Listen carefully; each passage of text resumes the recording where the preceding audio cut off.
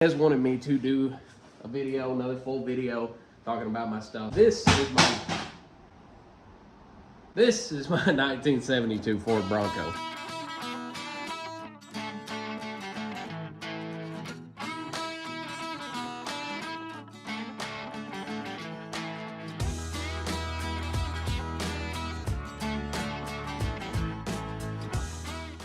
Now, I bought this basket case of Bronco off of my school teacher from high school, and it is an original, just beautiful example of a non-touched Bronco since 1972 because the guy never did anything to it. Now, the way I found this Bronco is me and my girlfriend were walking to a little fruity store to get some drinks in town at a little cafe, and I looked up into the woods and I seen the front clip of it, and I'm like, is that a Bronco? And sure enough, sitting up there in the woods, there was a tiny Bronco. So me and her walk up there, and here sits this perfect not perfect, but perfect as far as everything being there. A perfect 1972 Ford Bronco that had never been touched.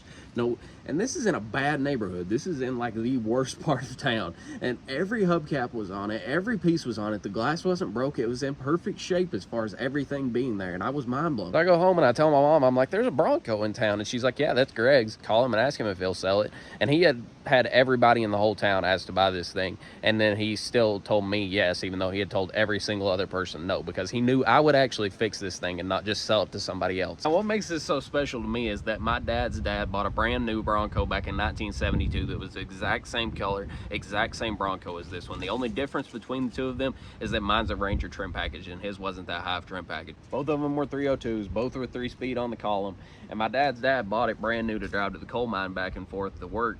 And he was driving home one day, and my mom said that he veered off into the ditch and flipped it. And the only thing that saved his life, the whole top of the Bronco crushed in, the only thing that saved his life is that he got through out of the window because he wasn't wearing a seatbelt. Not only that, but my dad also had a yellow 76, 75 Bronco, something like that, was his pride and joy. He had a 302 high output motor in it. He said that thing would almost pull the front tires off the ground when it took off, and he got rid of it, unfortunately, at the same time as he got rid of the other one. So we've had Broncos in the family, and my dad was just too stupid to keep them. But yeah, Bronco's kind of running the family, so that's why I wanted to get this one, the first opportunity that I got.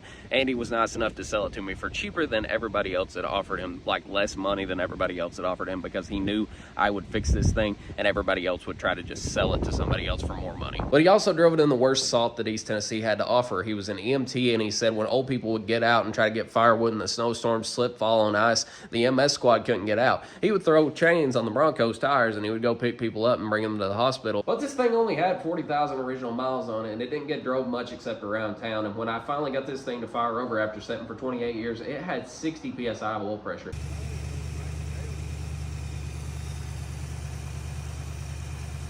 Which is higher than my 73 F-250 has, and that thing's been rebuilt top to bottom. Throughout my rambling here, I'll probably post pictures of everything as the process went on, because I obviously didn't document all of this, but I've done everything on the entire front frame, replaced everything, drop radius arm bracket, I put new coil spring buckets on it, new coil springs, new rear leaf springs, all new shocks. I had to have new shock mounts because the shock mounts had rotted off of it. Had to re-weld the rear of the frame because it had rotted where mud had got thrown up on the rear of the frame. I put new motor mounts in this thing in the sketchiest way humanly possible, and it's a wonder I didn't lose my hand in the process. And if I can give any advice to any of you that are building a Bronco, do not go higher than a 2.5-inch lift. My dumbass got a 3.5-inch lift, and I've had to have drop and adjustable everything. I am going to have new drive shafts made. My front drive shaft came up too short. My rear one's almost hanging out as well. I also had a new body made by a guy in Georgia. The dude is a amazing builder of these Bronco bodies. He built it in 3 days time, and it would have took me God knows how long. I bought an old body, and it was in better shape than my original body, and my original thoughts was I was going to fix that old body and then put it on this, but after looking at it, it was almost as bad as my original body, and I'm not a body man. So yes, I did have a body built for it too. A lot of people always are shunning me in my comments like, you had work done by somebody else. Sometimes it pays to have a year's worth of work done by somebody else in like a 2-day time span, because that guy fully fixed that body, fixed all the rust, sandblasted it, primered it, and then had it ready, raptor lined the bottom of it for me for $4,000, and had it ready within 3 days of him telling me that he was going to start on it. And if I would have done that myself, it would have took me, I would still be trying to fix rust on that thing. And I know everybody on this channel has been egging me on about, oh, you need to make more videos, and I don't have a lot to make videos on at the time. I mean, I don't want to be one of those channels that sits down and is like, okay guys, today we're going to fix the doors of the Bronco. Today we're going to add the doors to the Bronco. Like, that is so boring to watch to me. I would like to have a video where it's like, I finally got the Bronco up and running, like, you know, everything put on it, or at least the body on it, and it painted and everything. And that'd be like an entire video showcasing from this point until the body was on it and it's painted and it's like almost ready to go down the road or whatever. But not just like a video where I'm like, I'm gonna get the seats fixed today, or I'm gonna put the gaskets on the doors, or like that kind of stuff is just so boring to me. I've had this absolutely beautiful 460 out of a 72 Lincoln built for the last like 5 years for a 79 F-150 short bed 4-wheel drive that I haven't even got around to, and I've just got so much stuff to do and so little time to do it.